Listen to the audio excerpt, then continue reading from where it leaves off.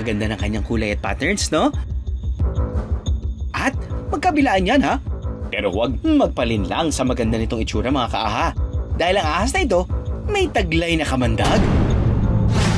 Ito yung advertising of color ng isang venomous snake na sinasabi niya, huwag kayong lalapit sa akin kasi venomous ako. Ina-advertise ko na yung kakaibang kulay ko para huwag na kayong lumapit sa akin at ma-prevent from yung harm nyo. Ganun sila. Hindi lang yan nangyayari sa mga snakes. Even some insects and animals nag-advertise din ng color para i-warn yung other predator or even attract yung vice versa. Paninikip ng dibdib, pagsusuka, at pagkahilo. Ilan lang yan sa mga pwedeng maranasan ng isang tao na natuklaw ng makamandag na ahas. At ang pinakamalalang pwedeng mangyari kapag natuklaw, kamatayan. Bukod sa maganda nitong kulay, isa pang kapansin-pansin sa video ni Kuya Mike na parang nagpapanggap itong patay. Ang totoo niyan, isa lang ito sa defense mechanism ng mga balitadaan at maging ang kanilang kulay at pattern, ginagamit din nila ito to their advantage. Ang buntot ng ahas na ito ang pinakamakulay na parte ng kanilang katawan. At alam niyo bang nagagamit nila ito para ipagtanggol ang kanilang sarili? Kapag nararamdaman nilang may aatake sa kanila, tinutupi nila ang kanilang buntot para makita ng kalaban.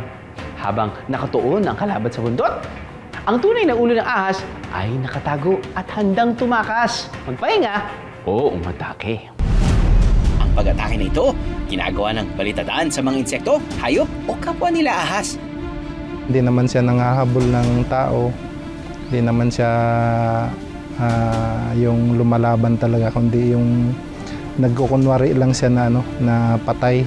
Sa amin sa mga katutubo, alam namin na makamandag talaga yun siya kasi ang kasabihan ng mga matatanda pagka mabait yung ahas, makamandag daw talaga. But they're considered to be less dangerous to humans. Maliit kasi ang kanilang bunganga at ipin. Kaya kung kumagat man ito ng tao, kadalasan ay hanggang sa balat lang bumabaw ng kanilang pangil kung saan manggagaling ang kanilang venom. Nasa likod ng kanilang fangs.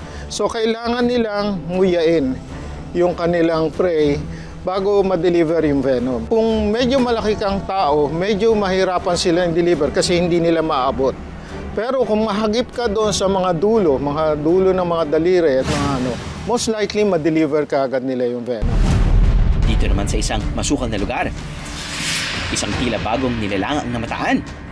Mas nang mabuti ang video, mga kaaha. Ano sa tingin nyo ang hayop na ito?